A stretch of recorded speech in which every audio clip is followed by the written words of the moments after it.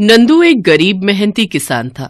उसके पास अपनी जमीन नहीं थी, इसलिए वो गांव के जमींदार के खेतों में खेती का काम किया करता था। आजकल नंदू ने जमींदार के खेतों में करेले की फसल उगा रखी थी। नंदू, करेले की फसल कब तक तैयार हो जाएगी? इस बार करेला बढ़िया उग जाए तो शहर में अच्छे दामों में बेचकर कमाई अच्छी हो जाएगी। मालिक, बस अगले 2 महीने तक फसल पककर तैयार हो जाएगी। ठीक है, पूरी मेहनत से फसल उगा तभी महीने की पगार मिलेगी। नंदू दिन रात खेत पर मेहनत करके करेले की फसल उगाता है और महीने बाद करेले की फसल पककर तैयार हो जाती है। जमींदार साहब जब ये फसल देखेंगे तो बहुत खुश होंगे। बस 1-2 दिन में जमींदार साहब को बुलाकर फसल दिखा दूंगा। नंदू खुशी खुशी घर चला जाता है और घर जाकर अपनी पत्नी सुमन को सारी बात बताता है। ये सब तुम्हारी मेहनत का फल है। तुमने करेले की फसल उगाने में बहुत मेहनत की है। सुमन, कल मुझे सुबह खेत पर जल्दी पहुंचना है, इसलिए मुझे जल्दी उठा देना। अगले दिन नंदू जब खेत पर पहुंचा तो उसने देखा उसके खेत के सारे करेले गायब थे। ये देखकर नंदू घबरा गया। हे भगवान, सारी फसल कहाँ गई? एक भी करेला नहीं बचा। करेले कौन चुरा कर ले गया? नंदू रोता हुआ जमींदार के पास जाता है। मालिक, खेत में से करेले चोरी हो गए। पता नहीं कौन फसल तोड़ कर ले गया। क्या? ये तू क्या कह रहा है? कहीं तो झूठ तो नहीं बोल रहा? कहीं तेरी नीयत में फर्क आ गया हो। बात सुन ले मेरी, पूरी फसल के पैसे चाहिए, चाहे कहीं से भी ला कर दे, वरना मैं तुझे इस गांव में नहीं रहने दूंगा। मैं तुझे पुलिस के हवाले कर दूंगा। मैं तुझे 1 दिन का समय देता हूँ। पर मालिक, मेरा विश्वास कीजिए, मैंने कोई चोरी नहीं की। मुझे खुद नहीं पता कि खेत में से करेले कहाँ गायब हो गए। ए लड़को, इसे उठाकर हवेली से बाहर फेंक दो। अब तू कल सुबह तक मेरे पैसे देकर जा, नहीं तो मुझसे बुरा कोई नहीं होगा। हे भगवान, इतने पैसे कहाँ से लाऊंगा? मेरे कारण सुमन और बच्चे भी परेशान होंगे। नंदू खेत पर वापस पहुंचता है और फूट फूट कर रोने लगता है। हे ईश्वर, मेरी मदद करो। करेले कौन चुरा कर ले गया? मुझे कुछ भी नहीं पता। अगर मैं कल सुबह तक जमींदार को पैसे नहीं दे पाया तो वो मेरे साथ साथ सुमन और बच्चों को भी गांव से बाहर फेंक देगा। नंदू अभी रो ही रहा था कि तभी वहाँ 2 परियां आती हैं और वो आपस में बातें करने लगती हैं। नीली परी, हमने तो बहुत बड़ी गलती कर दी। पिताजी की तबीयत के लिए हमने धरती पर जो करेले इस खेत से तोड़े थे, उसके कारण इस गरीब को कितनी परेशानी हो रही है। हाँ लाल परी, हमसे गलती हो गई। चलो हम इससे माफी मांगते हैं और जो भी करेले हमने लिए हैं उसके बदले इसे धन दे देते हैं। दोनों परियां नंदू के पास जाती हैं। नंदू उन्हें देखकर हैरान रह जाता है। नंदू, तुम्हारे खेत से करेले हमने ही लिए थे। हमारे पिताजी को परिलोक के वैद्य जी ने करेले का जूस पीने की सलाह दी थी और करेला सिर्फ धरती पर ही उगता है, परिलोक में नहीं। इसलिए हमने तुम्हारे खेत से सारे करेले तोड़ लिए। हम तो फिर से करेले लेने आए थे। हमें नहीं पता था कि इस फसल को धरती पर उगने में समय लगता है। नंदू, ये लो, ये धन से भरा हुआ कलश। ये उन करेलों की कीमत है जो हमने तुम्हारे खेत से तोड़ लिए थे। नंदू सोने के सिक्कों से भरा कलश देखकर खुश हो जाता है। नंदू, क्या तुम हमारी मदद कर सकते हो? बोलिए, मैं आपकी क्या मदद कर सकता हूँ? नंदू, अब तो तुम्हारे खेत में करेले भी नहीं बचे हैं और हमारे परिलोक में करेले की फसल नहीं उगती है। अगर तुम बादलों पर खेती कर सको तो हमें परिलोक में बहुत आराम हो जाएगा। इसके बदले हम तुम्हें उचित धनराशि भी दिया करेंगे। फिर तुम्हें जमींदार के खेतों पर काम करने की कोई जरूरत नहीं पड़ेगी। तुम बादलों पर ही खेती किया करना। क्या? बादलों पर खेती? पर वो मैं कैसे कर सकता हूँ? तुम चिंता मत करो, हम तुम्हें सब समझा देंगे। अभी तुम जमींदार के रुपए लौटा दो, उसके बाद हम तुम्हें बादलों में परिलोक ले जाएंगे। नंदू जमींदार को फसल की सारी कीमत चुका देता है और उसके बाद परियां उसे बादलों में ले जाती हैं। पिताजी महाराज, ये नंदू है, अब से ये बादलों पर खेती करेगा। फिर तो परिलोक के वासियों को बहुत आराम मिल जाएगा। यहाँ पर करेले ना मिलने के कारण बहुत परेशानी होती है।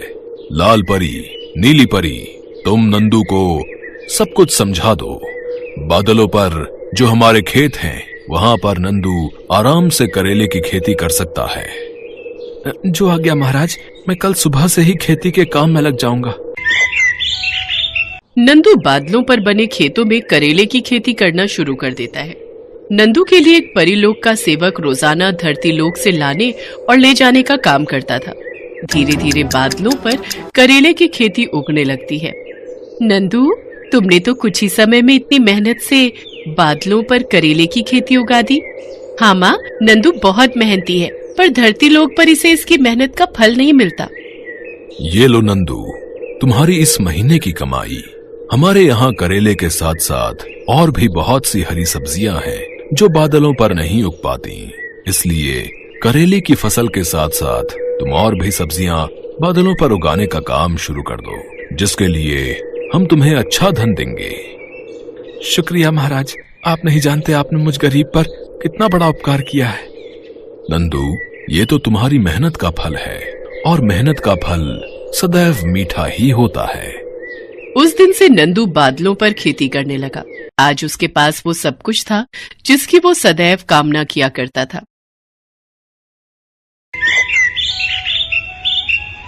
टिल्लू एक गरीब कबाड़ी था जो दिन भर कूड़ा बीनता था और फिर उसे बेचकर अपना और अपनी पत्नी गिन्नी का पेट पाल रहा था। टिल्लू और गिन्नी की शादी को 4 साल पूरे होने को थे और अब वो 2 से 3 होने जा रहे थे। अरे अरे, ये क्या कर रही है गिन्नी? छोड़ इसे, ला मुझे दे, मैं कुएं से पानी लेकर आता हूँ। क्या क्या करोगे आप भी? पहले ही सारा दिन धूप में इधर उधर भटकते रहते हो और अब मेरी वजह से ये सब भी करोगे? तो क्या हुआ? और वैसे भी बच्चा तो हम दोनों का है ना, उसकी खातिर अगर थोड़ा बहुत ज्यादा काम कर भी लिया तो क्या फर्क पड़ता है? फर्क पड़ता है जी। अब मुझसे आपकी ये हालत और नहीं देखी जाती। मेरी मानो तो बच्चे के पैदा होने से पहले कहीं और रहने का इंतजाम कर लो। यहाँ बहुत परेशानी होती है, पानी लेने भी कितनी दूर जाना पड़ता है, और तो और अपनी झोपड़ी के पास कितना घना जंगल है। दिन रात यही डर लगा रहता है कि कहीं कोई जंगली जानवर न धमक पड़े कभी। बोल तो तू ठीक रही है गिन्नी, लेकिन अपनी हालत भी तो तू जानती है ना। कबाड़ बेचकर जो पैसे मिलते हैं उससे खाने पीने का भी ठीक से जुगाड़ नहीं हो पाता। ऐसे में कहीं किराए पर कमरा कैसे लेंगे? माना कि यहाँ थोड़ी दिक्कतें हैं, लेकिन ये जगह जैसे भी है तो मुफ्त की ना। इतना कहकर टिल्लू कुएं की तरफ चल दिया। टिल्लू ने गिन्नी को तो समझा दिया, लेकिन वो खुद को नहीं समझा पा रहा था। ठीक ही तो कह रही है गिन्नी, ये जगह वाकई में रहने लायक बिल्कुल भी नहीं है। ये कुआं, इसमें भी बस नाम भर को ही पानी बचा है। हे भगवान, क्या क्या सपने देखे थे मैंने कि एक दिन चांद पर जाकर अपना घर बसाऊंगा, लेकिन यहाँ तो पृथ्वी पर ही ढंग का बसेरा नहीं मिल रहा। और अब तो मेरा बच्चा भी इस दुनिया में आने वाला है, क्या उसका नसीब भी मेरी तरह ही होगा? ये सब सोचकर टिल्लू की आंखों में आंसू आ गए और वो कुएं के पास ही अपना सिर पकड़कर बैठ गया। असल में टिल्लू की झोपड़ी जिस जगह पर थी वो शहर से काफी अलग था, जहाँ सुख सुविधा के नाम पर कुछ भी नहीं था। कुल मिलाकर टिल्लू और गिन्नी बड़ी मुश्किलों में जी रहे थे, लेकिन अब सवाल उनके आने वाले बच्चे का था, तो टिल्लू को कुछ तो करना ही था। नहीं, ऐसे तो काम नहीं चलेगा, लेकिन मैं करूं भी तो क्या? हे भगवान, मुझे कोई रास्ता दिखाइए।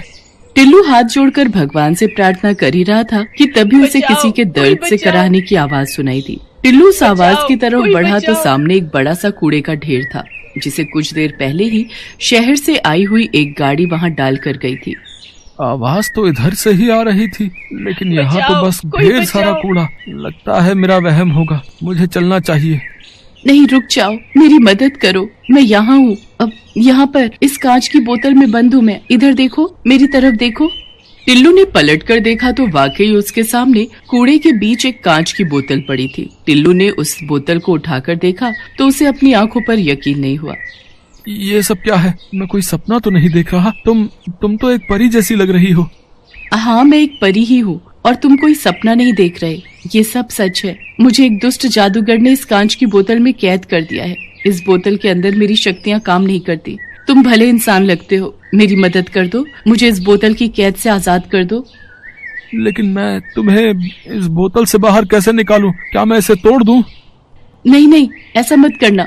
अगर इस बोतल को तोड़ दिया तो मैं जिंदा नहीं बचूंगी। मुझे इस बोतल से आजाद करने के लिए तुम्हें पहले उस जादूगर के जादू को तोड़ना होगा। लेकिन मैं ये कैसे करूँगा?